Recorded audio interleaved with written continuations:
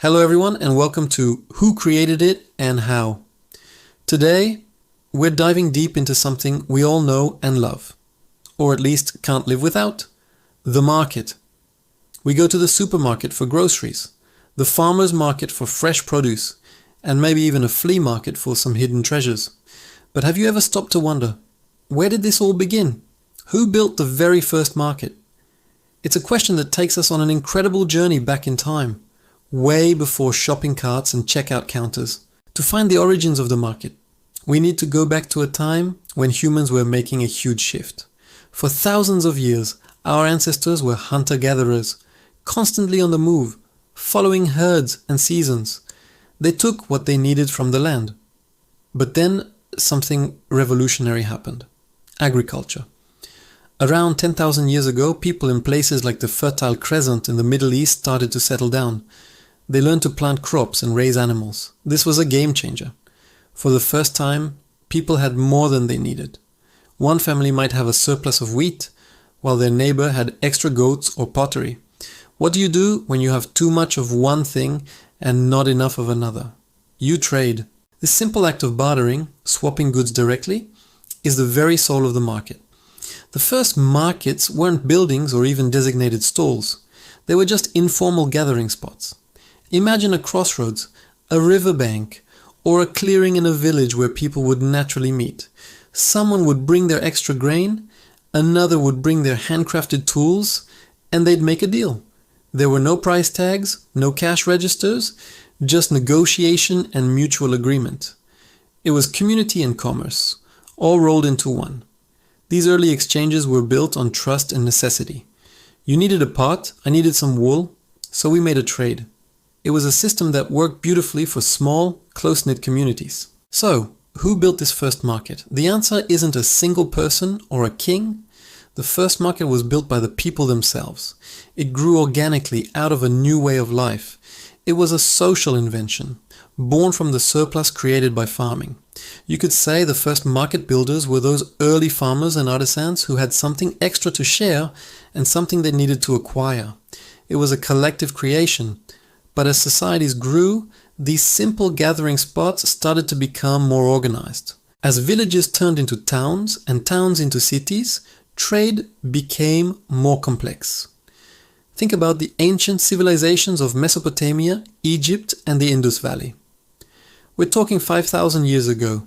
These bustling cities couldn't survive on informal bartering alone. They needed a more structured system. This is where we see the emergence of dedicated marketplaces. The ancient city of Ur in modern-day Iraq had areas specifically designated for trade. Archaeologists have found evidence of shops and stalls lined up along streets, where merchants would sell everything from food and textiles to imported luxuries like spices and precious metals. These weren't just random spots anymore. Rulers and city administrators recognized the importance of trade for the city's wealth and stability. They started to regulate these spaces. They might have designated an open square, what the Greeks later called an agora and the Romans called a forum, as the official city market. These spaces were the heart of the city. They weren't just for shopping. They were social hubs where people exchanged news, debated politics, and held festivals. The market was the center of public life. In ancient Greece, the agora was a prime example. In Athens, the agora was a large, open space at the foot of the Acropolis. It was lined with long buildings called stoas, which housed shops and provided shelter from the sun and rain. Here, you could buy fish from a fisherman, wine from a vintner, or a beautifully painted vase from a potter. Philosophers like Socrates would wander through the agora, engaging people in conversation. It was the beating heart of Athenian democracy and commerce. The Romans took this concept and scaled it up, as they did with many things. The Roman Forum was the center of Rome, but for pure commerce they built massive, dedicated market complexes. The most famous of these is Trajan's Market, often called the world's first shopping mall. Built in the early 2nd century AD, this was an architectural marvel. It was a huge multi-level structure with over 150 shops and offices, all set into the side of a hill. You could buy fresh food from the lower levels, while the upper levels might have housed administrative offices for managing trade and food distribution for the entire city of Rome. This wasn't just a market, it was a masterpiece of urban planning, designed for efficiency and to showcase the power and prosperity of the Roman Empire. So if we ask, who built Trajan's market, we have a clear answer. The Emperor Trajan and his brilliant architect, Apollodorus of Damascus. Here we see a shift. The market is no longer just a community-driven space. It's now a state-sponsored project, a piece of infrastructure as important as an aqueduct or a road. The state understood that by controlling and facilitating trade, they could collect taxes, ensure the population was fed, and display their power.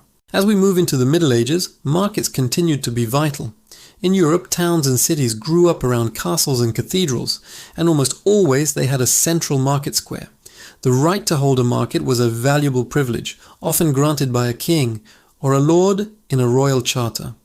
This charter would specify the day of the week for the market and the rules for trading. Guilds, associations of craftsmen like bakers, butchers, and candlestick makers, played a huge role. They regulated quality, set prices, and ensured fair practices within their trade.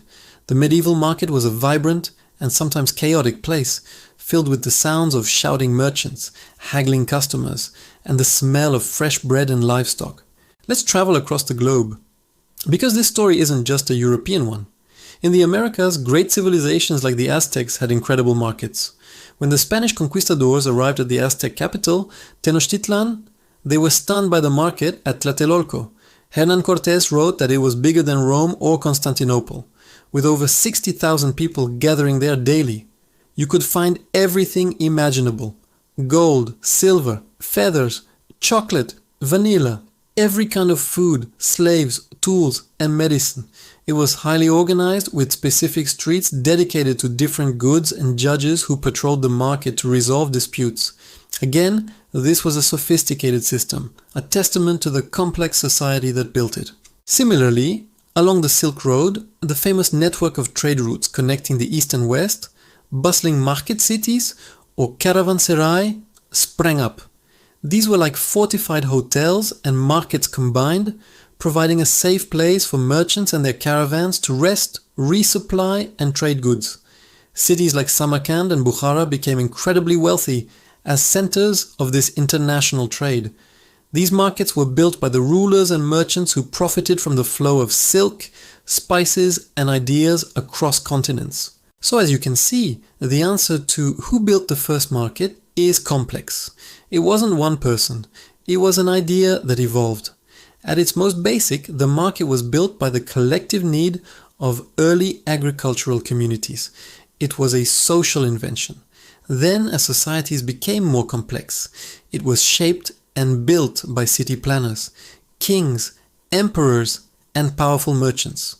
From the informal bartering circles of the first farmers to the grand state-sponsored complexes of ancient Rome and the bustling bazaars of the Silk Road, the market has always been a reflection of the society that created it. It's a place of exchange, not just of goods, but of culture, news, and human connection. The next time you're pushing a cart down a supermarket aisle, take a moment to think about this incredible history. You're participating in a tradition that's 10,000 years old, a tradition that was built not by a single inventor, but by the ingenuity and cooperative spirit of humanity itself. It's a story of how we learn to live together, to specialize, and to prosper. Thanks for joining us on Who Created It and How. We hope you found this journey into the history of the market as fascinating as we did.